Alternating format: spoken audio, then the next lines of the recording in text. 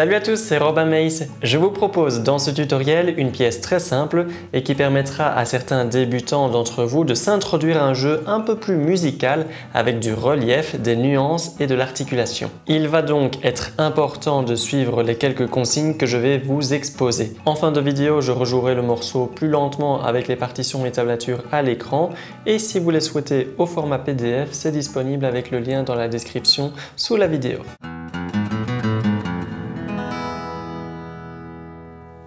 Le morceau sera joué en deuxième position concernant la main sur le manche. Cela signifie qu'il faut positionner la main de manière à couvrir les cases 2, 3, 4, 5 avec les doigts 1, 2, 3, 4. La deuxième position est assez optimale pour la tonalité de Ré majeur qui est la tonalité du morceau car elle permet de couvrir le Do dièse et le Fa dièse des deux premières cordes avec le premier doigt ainsi que d'atteindre le La aigu de la première corde avec le quatrième doigt.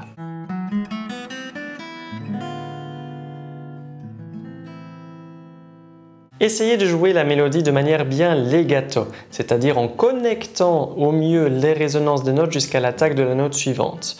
Et au passage, faites toujours bien attention d'éviter les répétitions des doigts pour la main qui tire les cordes. Concernant les basses, il faut aussi garder les résonances jusqu'à la basse suivante. Néanmoins, pour avoir un jeu un peu plus propre, on devrait éviter que les résonances se superposent.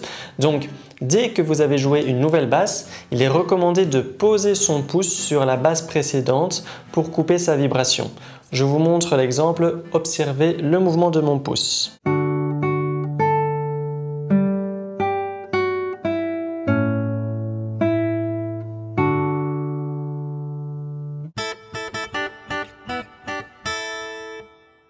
Je vous ai proposé de jouer toute la mélodie en legato, néanmoins de la mesure 9 à la mesure 12 comprise, il y a des petits points et lignes au-dessus des notes de la mélodie. Le petit point demandera un jeu staccato, c'est le contraire de legato.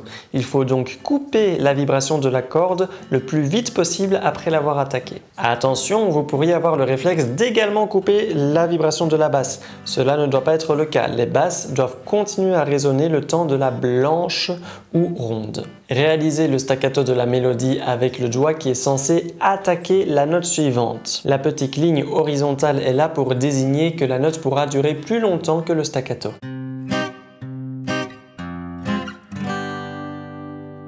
En plus de cela, au niveau des nuances, on commence la mesure 9 en piano, c'est-à-dire avec un jeu délicat sans beaucoup de volume. Et puis il y a un crescendo jusqu'à la mesure 12. Il faudra donc jouer progressivement de plus en plus fort. Je vous montre l'exemple de la mesure 9 à 12 avec le jeu d'articulation et de nuances.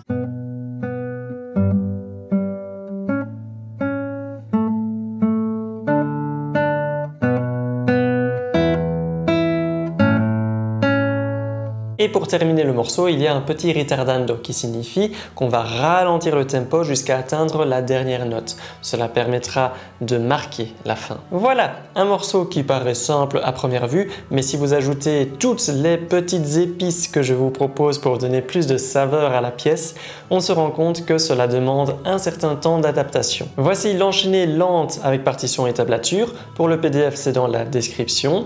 Petit pouce en l'air si vous avez aimé le tutoriel et n'hésitez pas à visiter autourdelarosace.com si vous voulez découvrir davantage de petites pièces de ce style ou bien visionner d'autres vidéos sur d'autres thématiques autour de l'apprentissage de la guitare.